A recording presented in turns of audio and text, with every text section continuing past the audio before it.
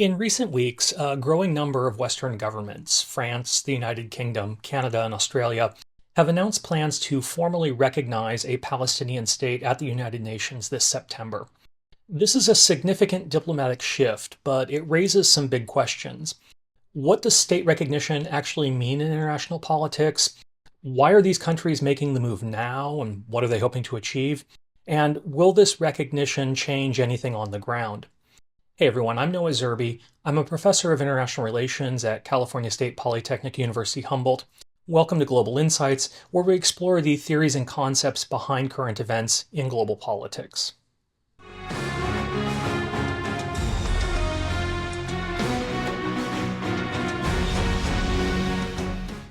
Let's start with the basics. What does it mean for a state to be recognized?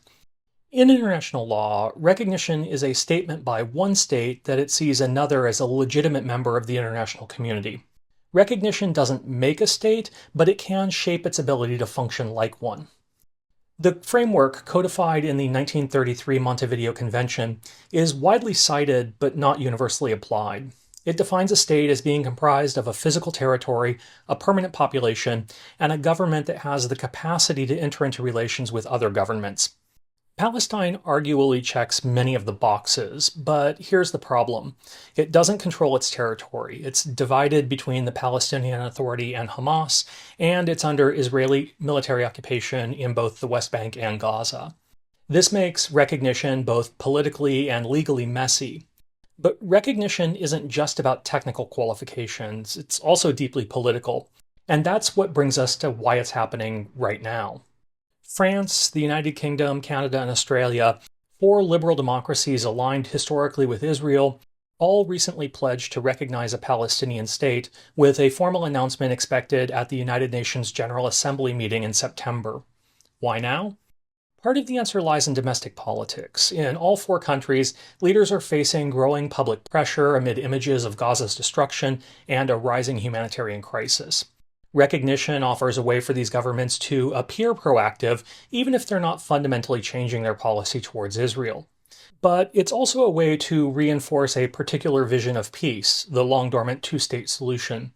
As Canadian Prime Minister Mark Carney put it, this is about backing moderate Palestinian actors, namely the PLO and Palestinian Authority, over Hamas. Canada has long been committed to a two-state solution. An independent, viable, and sovereign Palestinian state living side by side with the state of Israel in peace and security.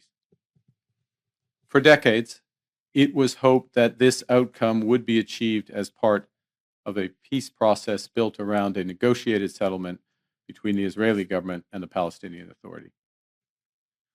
Regrettably, this approach is no longer tenable. Canada intends to recognize the state of Palestine at the 80th session of the United Nations General Assembly in September 2025.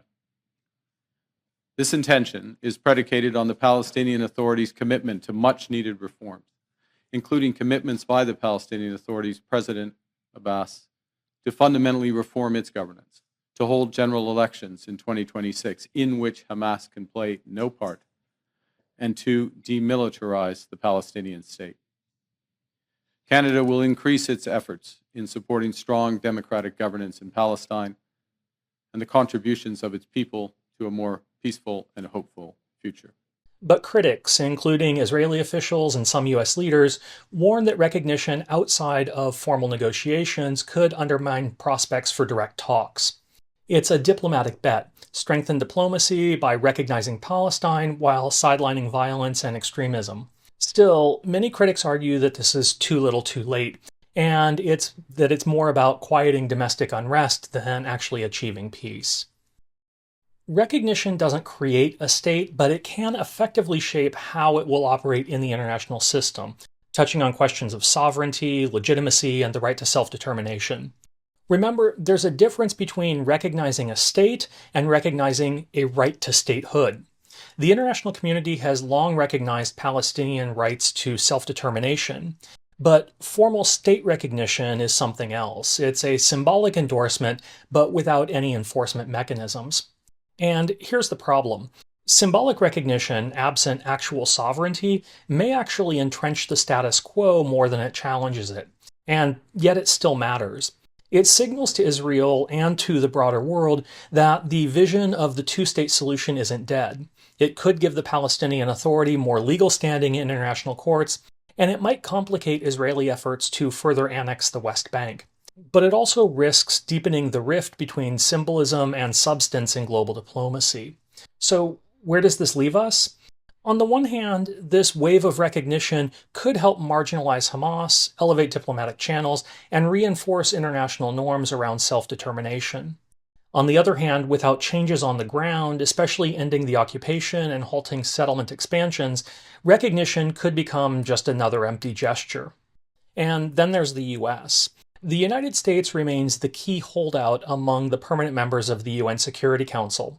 As long as Washington refuses to recognize a Palestinian state and continues to veto such moves at the United Nations, formal recognition will likely remain more symbolic than substantive. For its part, the United States has long maintained that Palestinian statehood should only come through direct negotiations with Israel.